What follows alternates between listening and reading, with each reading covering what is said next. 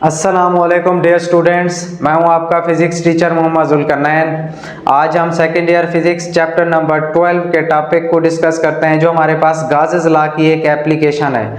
उस टॉपिक का नाम है हमारे पास electric intensity between two oppositely charged plates.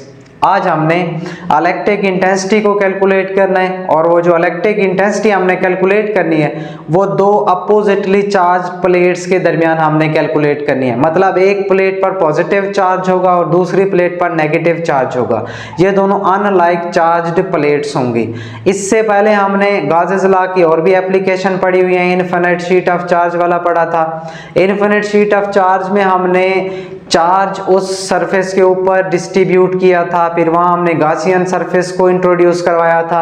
Gaussian surface हमने आपको याद हो सिलेंडर की फॉर्म में ली थी। आज कुछ इस तरह की सिचुएशन है हमारे पास कि दो अपोजिटली चार्ज प्लेट्स हैं, वहां किसी एक पॉइंट P पर हमने इलेक्ट्रिक इंटेंसिटी को फाइंड करना है। सबसे पहले मैं आपको कुछ इंट्रोडक्शन इसको देता हूं डायग्राम के जरिए।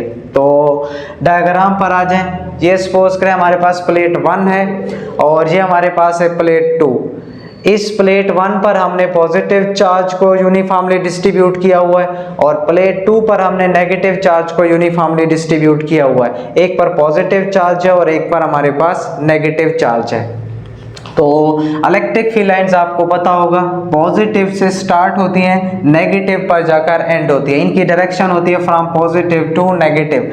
ये वो पॉइंट P है जिस पॉइंट P पर हमने इलेक्ट्रिक इंटेंसिटी को फाइंड करना है। इन सारी बातों को देखे मैंने थ्योरी की फॉर्म में लिखा हुआ है। Suppose we have two oppositely charged, फर्ज करें हमारे पास दो मुखालिफ चार्ज्ड पैरेलल प्लेट्स हैं, ये दोनों पैरेलल हैं, of infinite extent placed in the vacuum. ये वैक्यूम में पड़ी हुई है।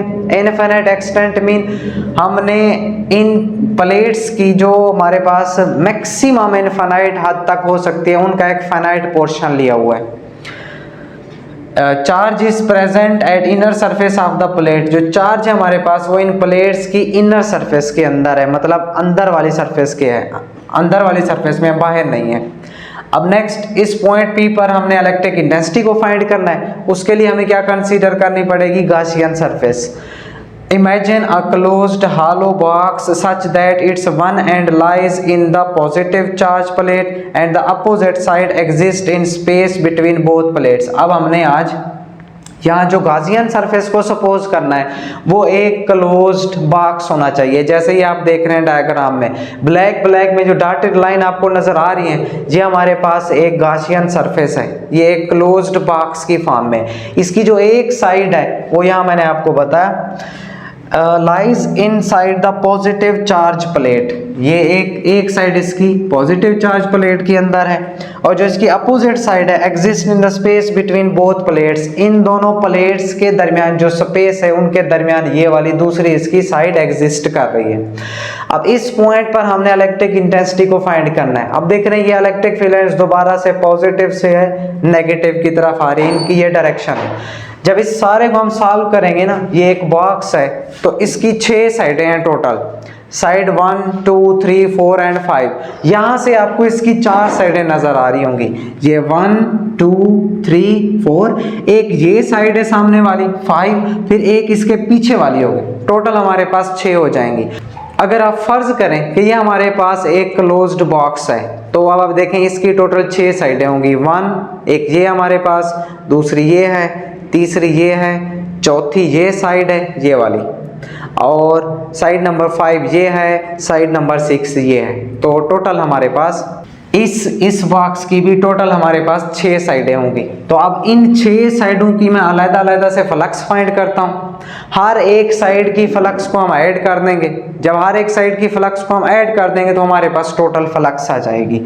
तो देखिए अब total flux is equal to flux of side 1 2 3 4 5 6, इन सबको हमने ऐड कर देना है। अब जो फ्लक्स का फार्मूला होता है वो आपने पढ़ा हुआ है, वो होता है हमारे पास फ्लक्स इज इक्वल टू, ये होता है E cos theta. E electric field है, ए हमारे पास वेक्टर एरिया है, तो हमने इलेक्ट्रिक फील्ड और वेक्टर एरिया के दरमियान एंगल चेक करना है, फिर यहाँ पर वो एंगल पुट कर देना है तो हमारे पास इलेक्ट्रिक फ्लक्स आ जाएगी। अब पहली जो हमारी साइड है, साइड इसकी जैसे मैंने आपको इस डस्टर से समझाया अभी था, जो पहली साइड है इसकी देखें, ये फर्ज करें हमारे पास एक बॉक्स है। अब इलेक्ट्रिक फील्ड लाइंस नीचे की तरफ आ रही हैं, फर्स्ट साइड, इसको अगर हम फर्स्ट साइड कंसीडर करें तो देखें जब वेक्टर एरिया ड्रा करेंगे तो ये होगा इसका वेक्टर एरिया।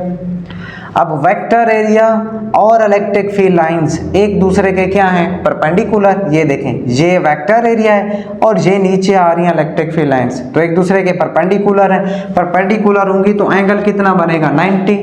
cos 90 0 होता है तो हमारे पास इसका आंसर 0 आ जाएगा। इसी तरह side number 2, side number 3, side number 4 और साइड नंबर 5, इन सब में जब हम कैलकुलेट करेंगे ना 4 तक तो हमारे पास एंगल आएगा 90 डिग्री। साइड जैसे ये 1 है, 2 है, 3 है, 4 है, इन चारों साइडों के लिए जब हम कैलकुलेट करेंगे ना, नॉर्मल ड्रा करेंगे तो वो 90 डिग्री का आएगा और cos 90 आपके पास 0 होता है। यहाँ तक जितनी भी मैं कैलकुलेट करूँगा 4 साइडों तक वो 0 आएगा। क्यों 0 आएगा, क्योंकि एंगल हमारे पास 90 है। फिर जो हमारे पास ये साइड नंबर 5 है, अब साइड नंबर 5, ये जो साइड नंबर 5 है इसे हम कंसीडर करेंगे, यह हमारे पास है हॉलो चार्ज स्फीयर की तरह, मतलब ये एक खाली है, वैक्यूम है, इसके अंदर कोई इलेक्ट्रिक फील्ड ही नहीं है। जब साइड नंबर 5 में हम इलेक्ट्रिक फील्ड को 0 पुट करेंगे तो 0 आ जाएगा ई की जगह cos थीटा 0, जिसके साथ मल्टीप्लाई आंसर हमें क्या देगा 0। तो साइड नंबर 5 का आंसर भी हमारे पास 0 आ जाएगा। दोबारा मैं बताने लगा हूँ ये कैसे आया। ये वाले जो साइड नंबर 5 है ये हालो है, हालो स्फीयर की तरह जैसे हमने लिया था, इसमें कोई इलेक्ट्रिक फील्ड नहीं है, इलेक्ट्रिक फील्ड नहीं है तो ये 0 हो जाएगा, 0 जिसके साथ मल्टीप्लाई आंसर 0 आता है। फिर हमारे पास जो साइड नंबर 6 है ये ऐसे रखा हुआ है, जो हमारे पास साइड नंबर 6 है, ये साइड नंबर 6 अगर आप कंसीडर करें तो आप देखें ये इलेक्ट्रिक फील्ड लाइंस भी नीचे की तरफ, वेक्टर एरिया जब नॉर्मल ड्रा करेंगे वो भी डाउनवर्ड है, दोनों पैरेलल हैं, पैरेलल हैं तो एंगल कितना हो जाएगा 0 डिग्री। cos 0 1 होता है, यहाँ हम cos 0 पुट करेंगे, cos 0 1 होता है तो हमारे पास आंसर आ जाएगा electric flux is equal to EA। ये देखें ये हमारे पास क्लोज एक क्या है, क्लोज फॉर्म में हमने क्या लिया हुआ है, गासियन सरफेस लिया है, जैसे मैंने आपको बताया हॉलो बॉक्स की फॉर्म में। तो देखें ये हमारे पास 1 2 3 4 5 और ये 6, तो इस साइड में अगर आप देखें इस साइड में तो इलेक्ट्रिक फील्ड लाइंस डाउनवर्ड, ये perpendicular 90 degree, electric field lines downward perpendicular 90 degree, downward perpendicular 90 degree. इसमें भी ये जो हमारी साइड है इस पर जब नॉर्मल ड्रा करेंगे ना ऐसे इस तरह से तो इलेक्ट्रिक फील्ड लाइंस डाउनवर्ड है, ये नॉर्मल आ गया 90 डिग्री cos 90 0। फिर ये जो ऊपर वाली साइड है ये हालो में है, हालो स्फीयर की तरह एक्ट कर रही है, इसके अंदर कोई इलेक्ट्रिक फील्ड ही नहीं है, वहां पर 0 हो जाएगा, E 0 हो जाएगा तो हमारे पास इलेक्ट्रिक फ्लक्स 0 हो जाएगा। ये जो आखिरी साइड है छठी साइड, तो इसमें वेक्टर एरिया देखें परपेंडिकुलर ये है, इलेक्ट्रिक फील्ड लाइंस भी डाउनवर्ड आ रही हैं, दोनों पैरेलल हैं, पैरेलल होंगी तो एंगल 0, cos 0 1 होता है तो ये हमारे पास टोटल फ्लक्स आ जाएगी। नेक्स्ट अब गाजेस लॉ अप्लाई करते हैं हम। Electric flux is equal to 1 over epsilon naught times of total charge enclosed by that surface. 1 over epsilon naught ये टोटल चार्ज होता है। फिर मैंने आपको पिछले लेक्चर में बताया था चार्ज किसके इक्वल होता है, sigma into A, charge density into area. Next अब आप इन दोनों इक्वेशन को कंपेयर करें, ये इक्वेशन और हमारी ये वाली इक्वेशन, इन दोनों इक्वेशन की लेफ्ट हैंड साइड सेम है। जब कंपेयर करेंगे तो E A is equal to 1 over epsilon naught sigma A, ये दोनों साइडें कंपेयर करने लगे हम, इधर से बच जाएगा ई ए, इधर से आ जाएगा 1 over epsilon naught sigma A. Next इसके बाद ए के साथ A cancel, E is equal to sigma over epsilon naught. ये है इसकी मैग्नीट्यूड फॉर्म। अगर हम इसकी वेक्टर फॉर्म बनाना चाहें तो इसके ऊपर एरो का साइन डाल देना है, vector form sigma over epsilon not, और आर यूनिट वेक्टर इसकी डायरेक्शन को शो करेगा, और ये किस तरफ होती है, फ्रॉम पॉजिटिव टू नेगेटिव। ये है अगर हमारे पास दो अपोजिटली चार्ज्ड प्लेट्स हों। इससे पहले हमने एक इनफिनिट शीट ऑफ चार्ज, एक ही शीट थी चार्ज की, तो उसके लिए आया था 1 ओवर 2 एप्सिलॉन नॉट सिग्मा, या फिर हम लिख सकते हैं सिग्मा ओवर 2 एप्सिलॉन नॉट। तो 1/2 या सिग्मा ओवर 2 मतलब हाफ था, क्योंकि एक शीट थी। अब हमारे पास यहाँ दो हैं, दो चार्ज प्लेट्स हैं, तो 1/2 पहली का, 1/2 दूसरी का, तो टोटल ये 1 कंप्लीट हो जाएगा। तो ये बन जाएगा sigma over epsilon naught R unit vector. और ये है अपोजिटली, अगर हम इन दोनों को सेम या लाइक चार्जेस ले लें, जैसे फॉर एग्जांपल ये पॉजिटिव है, ये भी पॉजिटिव हो, तो आप देखें इसके लिए जो इलेक्ट्रिक फील्ड लाइंस होंगी वो पॉजिटिव टू ये यहाँ से ओरिजिनेट होगी, और इसकी भी इलेक्ट्रिक फील्ड लाइंस पॉजिटिव से ओरिजिनेट होगी इस तरफ, मतलब ये लाइंस इधर जा रही होंगी, ये वाली लाइंस इस साइड पर आ रही होंगी, ये दोनों अपोजिट डायरेक्शन में आ जाएंगी। जब अपोजिट डायरेक्शन में आ जाएंगी तो एक दूसरे के इफेक्ट को कैंसिल कर देंगी, टोटल फ्लक्स हमारे पास जीरो आ जाएगी, इलेक्ट्रिक फील्ड भी क्या आ जाएगी, जीरो। उसे हम बोलते हैं फील्ड फ्री रीजन। कब?